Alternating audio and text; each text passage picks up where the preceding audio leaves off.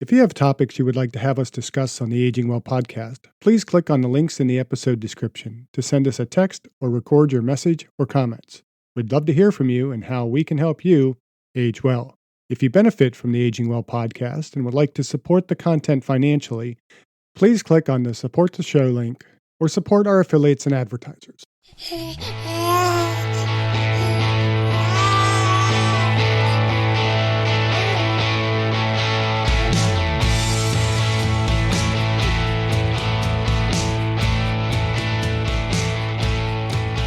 Welcome to the Aging Well podcast. I'm Jeff Armstrong here with Corbin Bruton. In this and the episodes that follow, we will share candid discussions on aging and hear from the experts. We are here to inform and encourage as we experience, aging.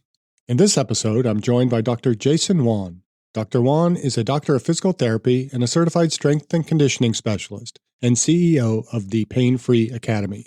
He specializes in pain management and shares with us tools for living a pain-free, longer life. So, Dr. Wan, welcome to the Aging Well podcast.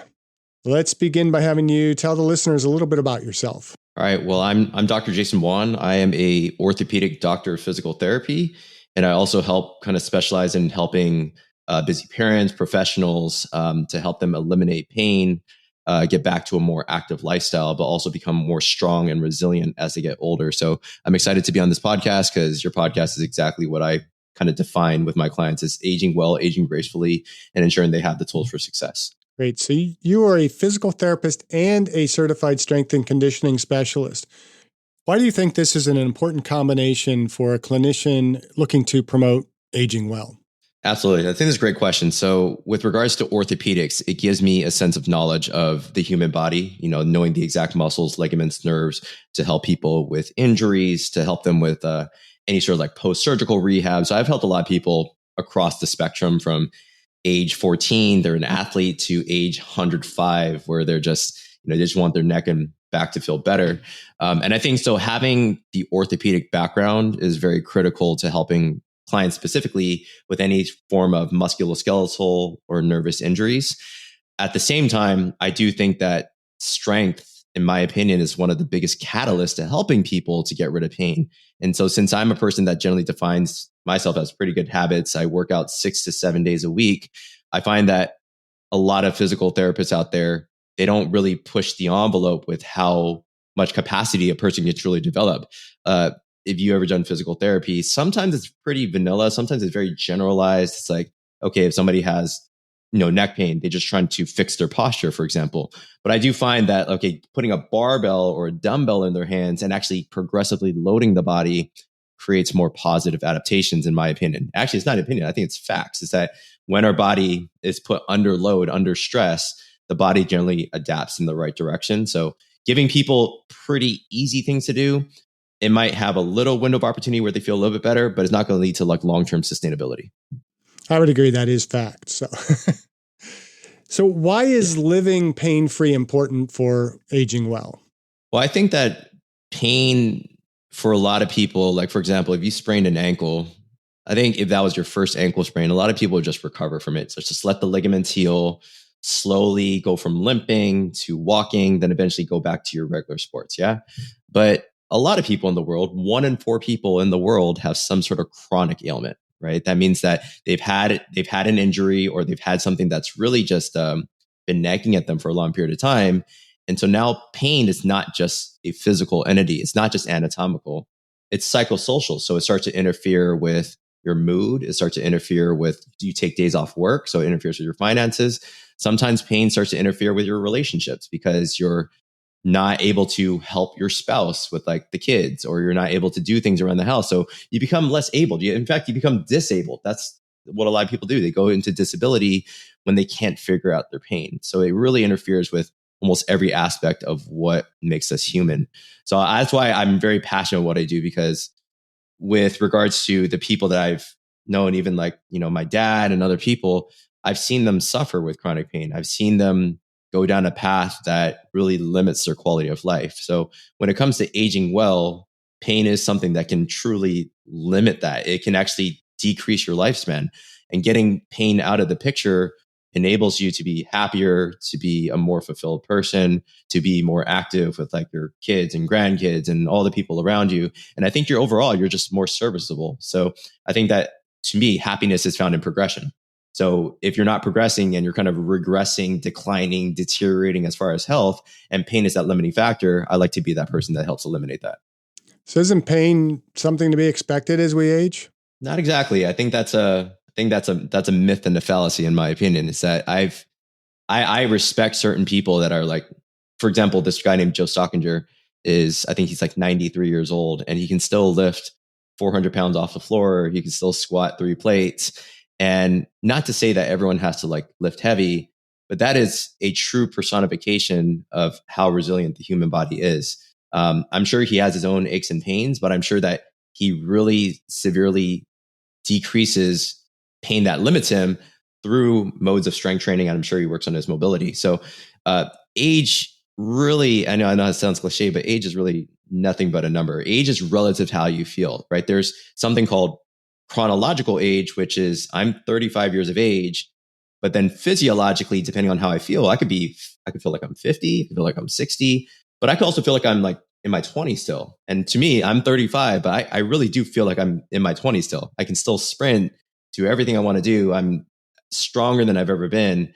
And that's it's defined by your habits. It's defined by how you live your life. It's defined by the amount of exercise and how much you invest time into your body as far as from a nutrition, strength, getting to sleep, being more disciplined. So yeah, I do feel that with age, you do not have to feel pain. I mean, that's really your choice. 97% of diseases are modifiable. So if you live the life in a way that's healthier, you're being more disciplined with exercise, and exercise being one of those catalysts to decrease your pain, you could potentially live a relatively pain-free life. But of course, as we age, our spine's going to look different. We're going to have occasional stiffness. And I think that's just something to respect about the human body. Yeah, I totally agree. I teach exercise science, and last term we were going over some of the different norms for strength. And I pointed out to them and said, look, if I'm 25 and I can bench my body weight, I'm in fair condition. But now in my 60s, if I can bench my body weight, I'm like superhuman. I'm like, that should not be the case. Why are we promoting this, that it's expected that we get weaker, that we get fatter, that we have more pain as we age? I think a lot of people really expect that pain is just part of getting old. And, the pain that I feel, I know is, I hope more just, trying to work through some of the differing aging issues that I'm having. Like I get a lot of shoulder pain because I have bad shoulders. I've just always I have the type 3 acromion, and I'm always going to be susceptible to overuse. Yeah. And I just got to kind of be careful, and, I just keep kind of working through it. Now I'll ask you some questions as we kind of go through what are some of the things that we can do to kind of manage that a little bit better. Absolutely. And I appreciated that you mentioned biopsychosocial. That's one of the things that I've really kind of picked up in my teaching is that, we have to approach exercise, aging, everything. And I have a colleague that added, no, it's biomechanical, because she's a biomechanist, which I also, I think you would also agree with that. It says biomechanical psychosocial. We have to cover all of that as we look to kind of age well and manage pain and do all those things. And so you were unfortunately involved in a couple car accidents, as I read on the internet. How did you overcome the resulting chronic neck and back pain? Yeah, it's a great question. So I got into a couple of car accidents pretty close in time, and I was just 18, 19 years of age. And so I think had it been just for just one injury or just one car accident, I think I would have been fine. However, it was one cascade on top of the other. So it was a little bit more frustrating to go through the second one. But on top of that, I'm pretty personal about just how I've even gotten to physical therapy is, my dad had stage 4 cancer roughly around the same time that those 2 car accidents happened. And so obviously there's the physical entity of just, my neck's strained. But then you also have the psychological stressors of, okay, I'm going to lose my dad, right? So nonetheless, I think the combination of the two, and that's why I always tell people is that if you can approach pain in a way that's more objective and you can keep it less emotional, it's much easier to control pain. I teach that to all my clients all the time. is when you let emotions confound with pain, that it heightens and it intensifies the pain experience. And then therefore you ruminate, you feel more helpless, you catastrophize, you feel more fearful that this is how I'm going to be the rest of my life. But if you can simply approach pain from a more objective lens and you'd be like, okay, well, this hurts. Okay, I'm going to try to isometrically load that area. Okay, we're going to go into that. I know you said we're going to go into the exercise bit, but you're looking at how I've been able to overcome it. One is I overcame it through just making exercise and mobility a habit, not just something when I have severe pain, I'm going to go crazy at it. I'm just going to like mobilize it and massage it all the time. No, I made exercise and mobility a habit. Okay. I started doing thoracic and cervical mobility, basically working my neck, upper back, and shoulders 4 to 5 times a day. And eventually it became automated. It wasn't just something that when I had pain, I'm going to do something about it. It's like when I have pain, or regardless if I have pain, it's going to be as simple as brushing my teeth, as automated as brushing my teeth. And as I did that, and as I started to get more mobile, I got more flexible. Then I started to do things that I'm sure you're doing too. Just started to layer in dumbbell training, getting very consistent with strengthening the muscles around my shoulder, my neck. I directly load my neck. I think a lot of people don't do that. A lot of people just kind of do the upper trap stretches and the levator stretches, all that. I think those are fine, but I started to actually load it up, started to put kettlebells on my head, do kettlebell sit-ups. I started to do hold my body weight up, do a neck plank and actually hold my body weight up with my neck. And those are the things that really freed it up personally. And lastly, I just started getting a little bit more control of my emotions. Eventually, obviously, like with my dad no longer here, but eventually time healed itself, right? With the combination of just exercise, time healing itself, not having as much psychosocial stressors. Eventually, I got to a point of just being pain-free. And that's what I like to teach a lot of my clients. I think that's one of the things we forget about pain is that pain is essentially in the brain.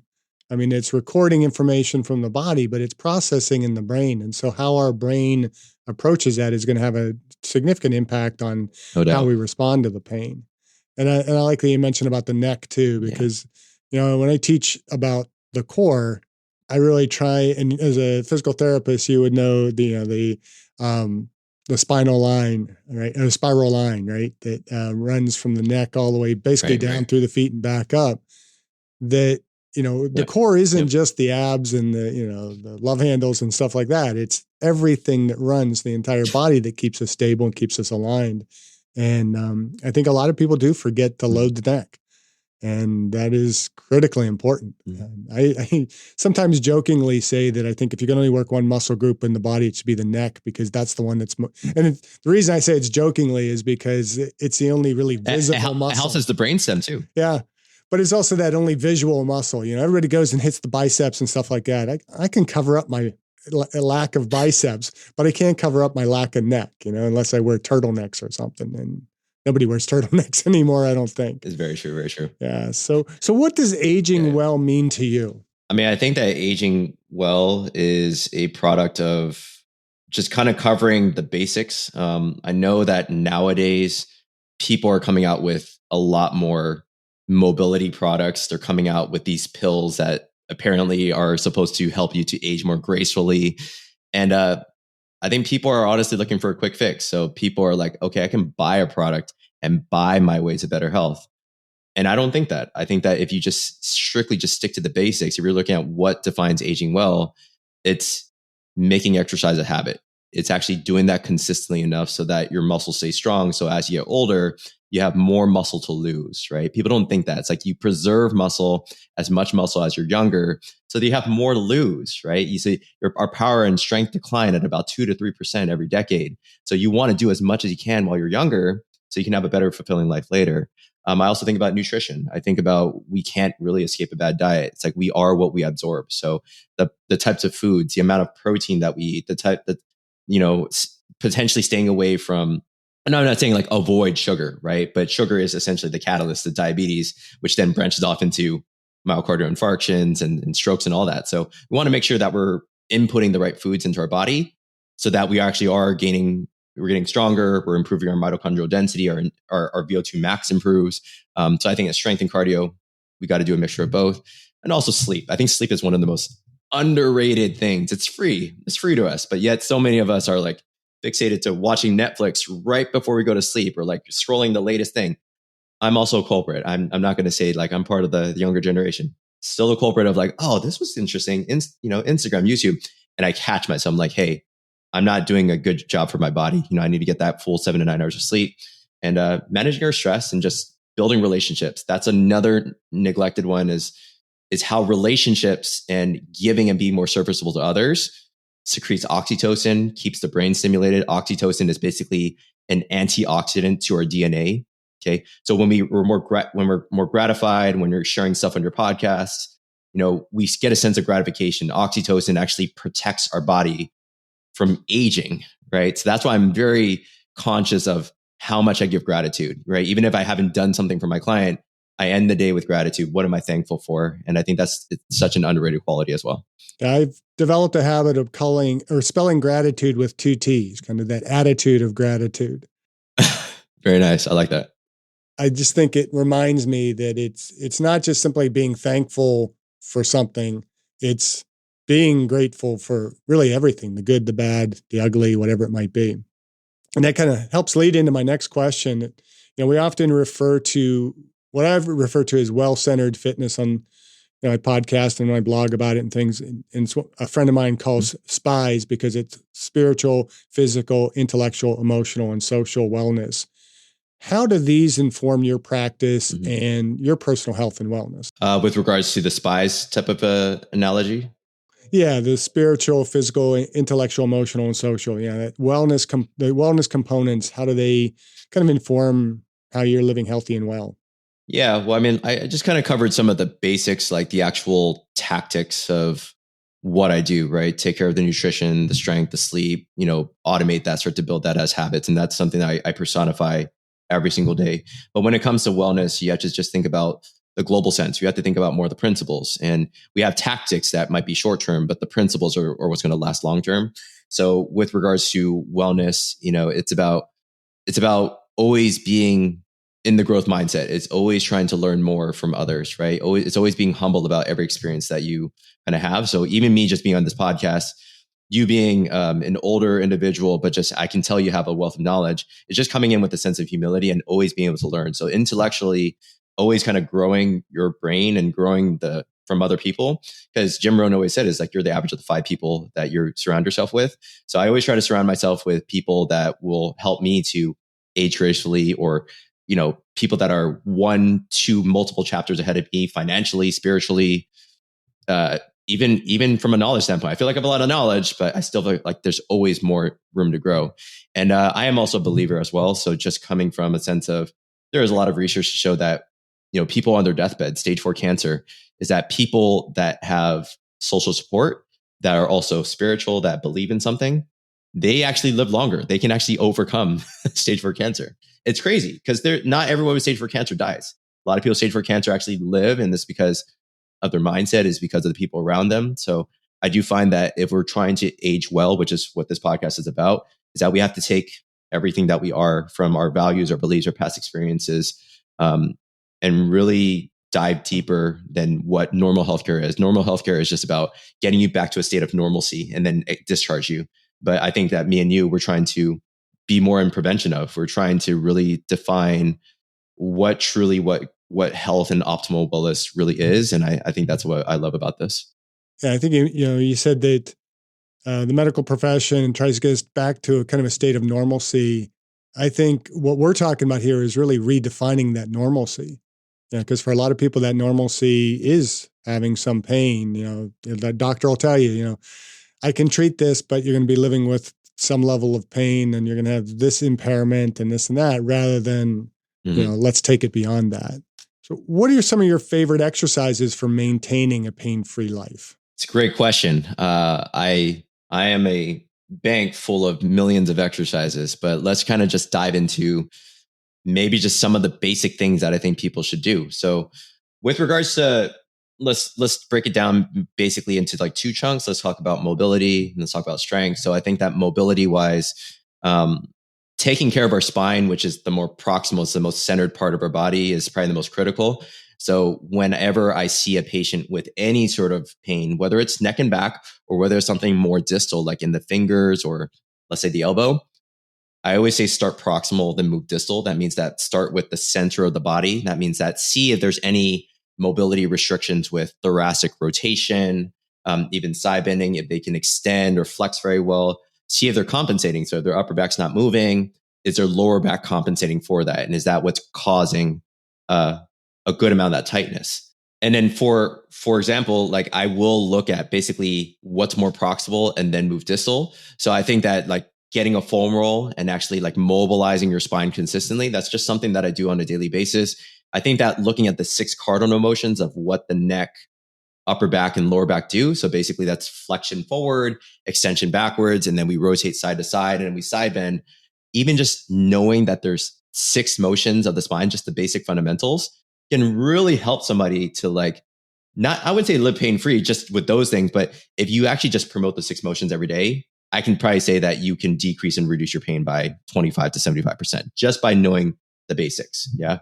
And then strength training. So you're like, what's your favorite exercises? I think that's squats. It's the most fundamental pattern. We sit on the toilet. We sit in theaters. So squatting is probably a fundamental pattern everyone should do. I think that hinging from your hips, some sort of like deadlift maneuver, is just something that's functional that we do. So I think that deadlifts keeps our lower back and our hips and hamstrings healthy. And I think that breaking down patterns like either some vertical pressing or even vertical or horizontal pressing, while also being able to pull down or even like pull towards us. I think those are all things that we take for granted. Like we pull mall doors open, right? And they're really heavy doors. So our ability to just do things in life are dependent on these vertical and horizontal patterns, while also understanding just hinge mechanics and keeping our knees, hips, and ankles healthy. So hopefully, as I don't want to go too far into it, I think that hopefully gives a sense of just the fundamentals that people should work on.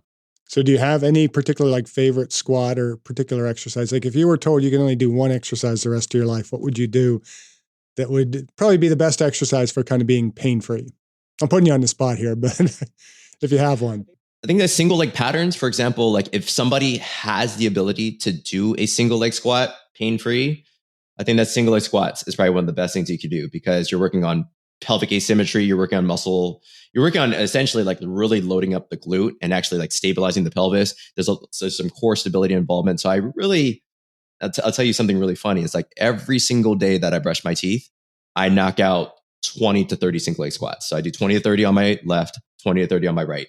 And I've been doing that for the past 5 years because if I could do that the rest of my life till I'm 90 to 100, I am better off than like 99.9% of the population if I could still do that in my 90s, right? That's why I just do it every single day. But if somebody didn't have the ability to do single leg squats, I think that lunge, working on some asymmetrical patterns or lunge or some sort of Bulgarian split squat, I think that those are really healthy. And I think that's what most people should do because if you just rely on the squat, you can easily compensate. Right leg always stays, stronger than the left, but actually doing a left-sided Bulgarian split squat, the weaker side, you kind of discover those asymmetries, you discover those weak points. And so if you just do those at least maybe 2 or 3 days a week, I think you can stay pretty healthy. I discussed my epigenetics test with True Diagnostic co-founder Hannah Wendt in episode 162. Epigenetic testing measures baseline and changes in your pace of aging, giving you the power to steer your anti-aging or health and wellness journey in the right direction. I learned that I am aging well. Click on the affiliate link in the episode description, use the promo code AGEWELL, and receive a 12% discount on your epigenetics test and monitor your pace of aging. Sounds good. So what about diet? Any nutritional recommendations for our listeners, especially regarding pain mitigation? Yeah, pain mitigation. I think that people should kind of promote an anti-inflammatory diet. I mean, I think that one of the precursors to inflammation is likely sugar, right? So again, avoiding or potentially just mitigating the amount of sugar because we're just so driven. I mean, there's such a strong dopamine release when you're eating these like sugary donuts and all those. Trust me, I'm not saying I avoid those. I still eat ice cream and things once in a while.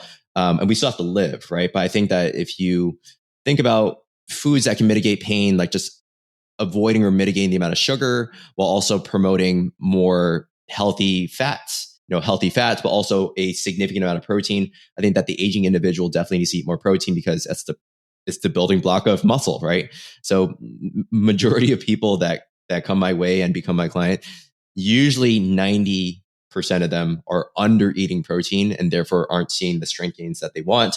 Or let's say they need to combine exercise with strength training. So I think that protein, huge thing to help protect the joints, right? You have bigger muscles, it helps protect the joints.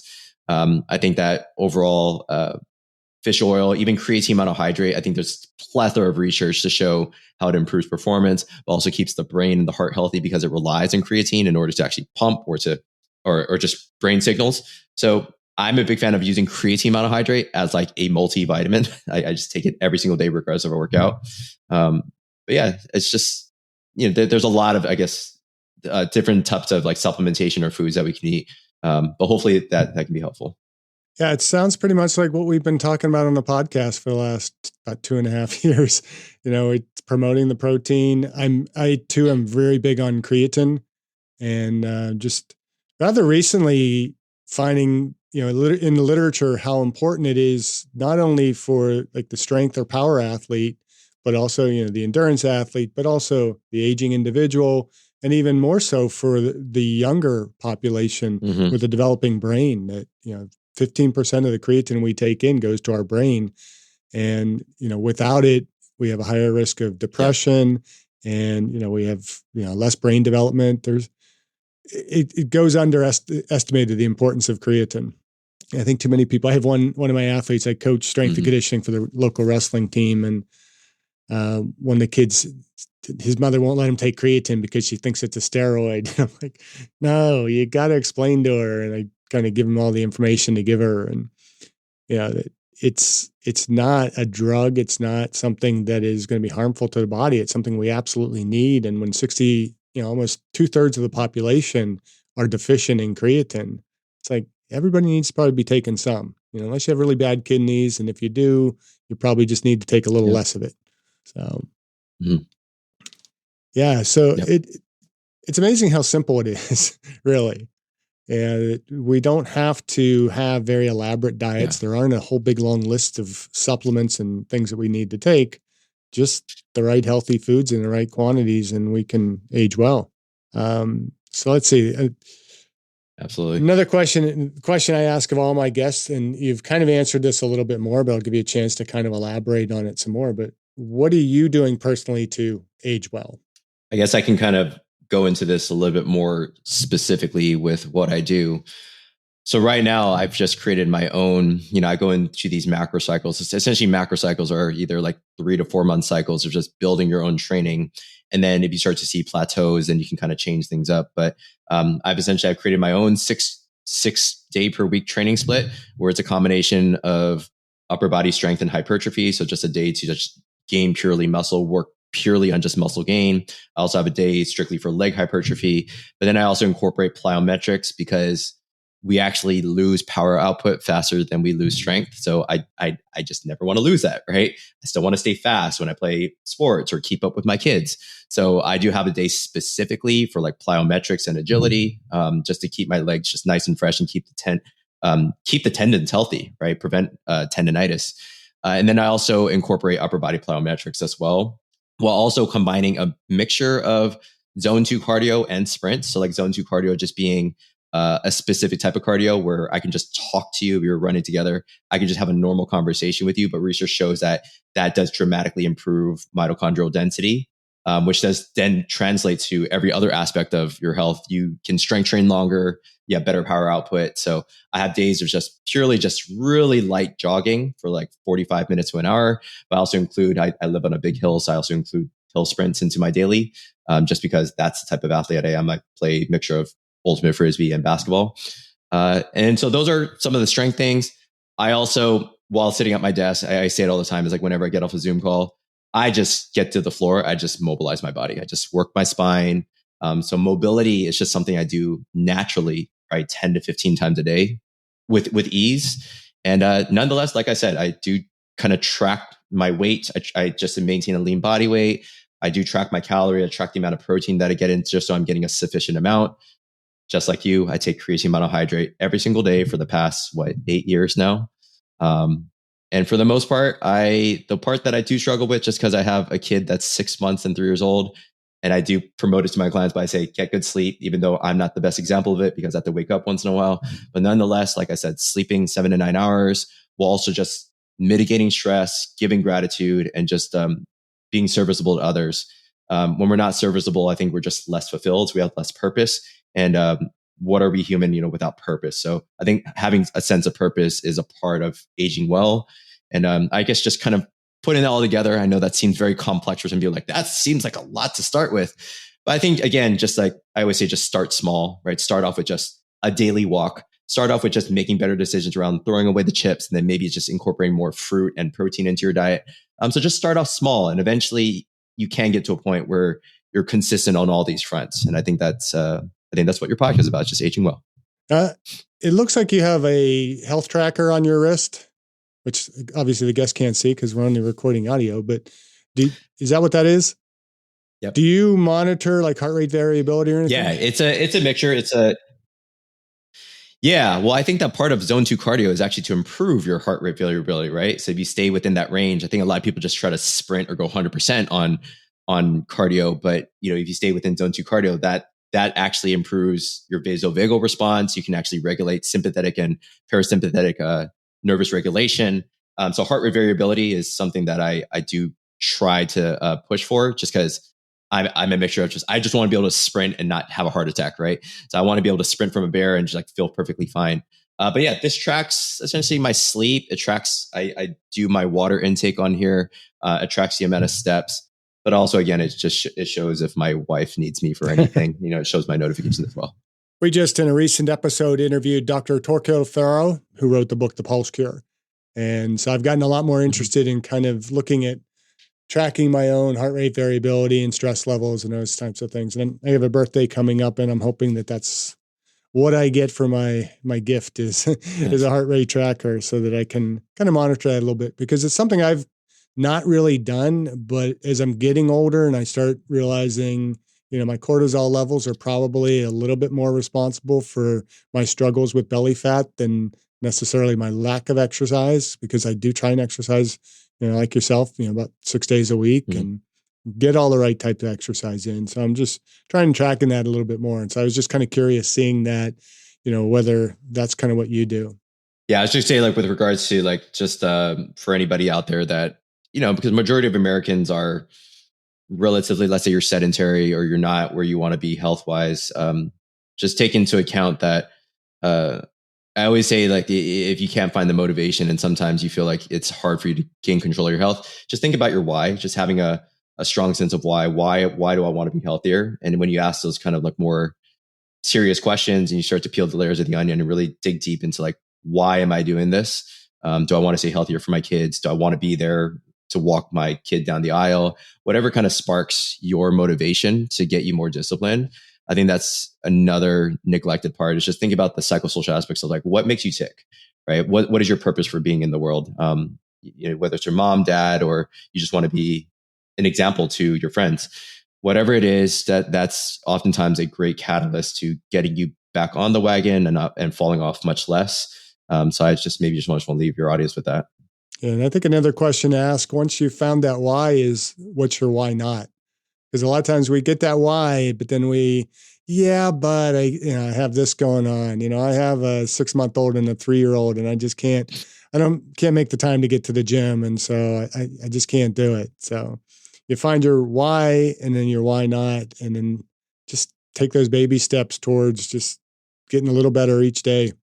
So we've covered a lot here. Is there anything we missed that you'd like to share with our listeners? I feel like we covered a lot of ground. I love to just continue to chat with you forever. I know, albeit we both have our own lives and clients and other things that we're doing. But, I guess to kind of leave your audience with a sense of like, when you're coming into a new program, or let's say you're just trying to get your tennis shoes back on, what is truly going to make the biggest difference in your life, for the biggest bang for the buck. So I think when I talked about that whole culmination of like strength, nutrition, diet, all the things I do, just so you know, I didn't just start just last year, right? This is a culmination of like everything I've learned since I was 18 years old and I started weight training. This is a culmination of like when I was a little kid and I was taunted for being overweight, and all of a sudden I started to learn nutrition at the age of 11.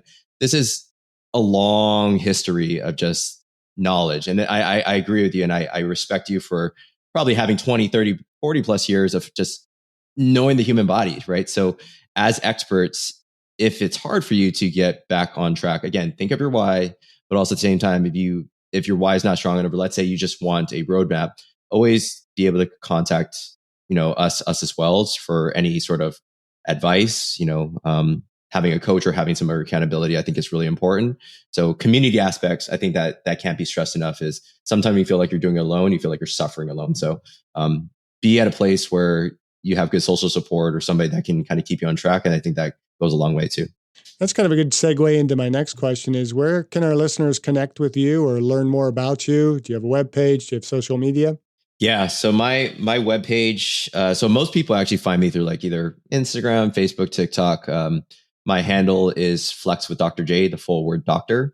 So you can feel free to have thousands of exercises and then thousands of different tips online. And nonetheless, yeah, if you wanted to learn just more about just what I do as far as like from a service standpoint, coaching standpoint, you can also just search up Yelp or Google, just search up Dr. Jason Wan, Flex with Dr. J. And yeah, we can honestly have a conversation. Honestly, I just love to consult and talk with people. I just love talking. So if you ever just want to run questions by me, feel free to do so. I'll try to break out some time. I'm going to ask another question, and I don't always ask this question, but I think based on our conversation, I'm really kind of curious what your answer would be. And, I get this question a lot, and I have kind of my answer, and I've asked it some people, and I've kind of really been in awe of the answer that I get sometimes. If you can go back in time and change one thing in your life, what would you change? Oh man, I'm curious to say that I don't know if I would change anything. I know that the one thing that I would say is like, okay, I wish my dad was here. I haven't had my dad for 16 years now, right? It's been a long time. I lost him in college. And so I'd be like, hey, if I had the knowledge I had now and I could go back to 16 and 17 and start teaching my dad all these different things and prevent cancer from happening, would I be living a different life? And I can't say it that way because I think that every experience that I've had defines who I am as a person. I'm a very passionate and hungry individual. I really love to help the people around me. I love to just spew out knowledge about the human body and how resilient it is, how beautiful it is to like make your body stronger. So had it not been for maybe the things I would be like, oh, I wish that could have happened. I wish I could have saved him. I really feel that probably happened for a reason. That's probably what makes me who I am. That's why I care so much about my family and my health and keeping my mom healthy because she's the only, she's the only parent I have. So I think that, yeah, as I get a little bit emotional about this, it's really just, we are a product of the experience that we had. And I really can't say that I would change anything, but overall, yeah, we always I wish I took better care of my health. So yeah, if I was a person that wasn't taking care of my health, I probably would say, yeah, I wish I started strength training way earlier, right? I wish I started doing this at the age of 4 so I could just like dominate the competition. But realistically, again, everything happens for a reason. If I were a betting man, I would have bet that was the answer you were going to say just based on our conversation. Because, people who have that sense of gratitude and have that sense of purpose in their life are always the ones that'll go back and say, yeah, there are things that I might have changed. It'd be great to go back and not been that chubby kid that got picked on, or to not have been in those 2 car accidents, or not have lost my father. But had I not gone through those experiences, I wouldn't have gravitated towards the level of experience that I went toward. I wouldn't have had the inspiration that I had, and it would have changed the trajectory, and I wouldn't be where I'm at today. You wouldn't have the 2 lovely kids you have, the lovely wife I'm sure you have, and all that. And I appreciate that answer, because I do think that is if there's a correct answer, I think that is the correct answer. I wouldn't change a thing, because we're here for our purposes, and that purpose would not be fulfilled had we not had all the experiences, good or bad, that we've had in the past. So I thank you for that answer. And Dr. Jason Wan, I thank you for your time today. And I think we've learned a lot about managing pain and the steps we can take to increase our activity and performance as we age, but also just how to age a little bit more purposefully and to age well. And I wish you all the best and keep aging well. Thank you for listening. I hope you benefited from today's podcast. And until next time, keep aging well.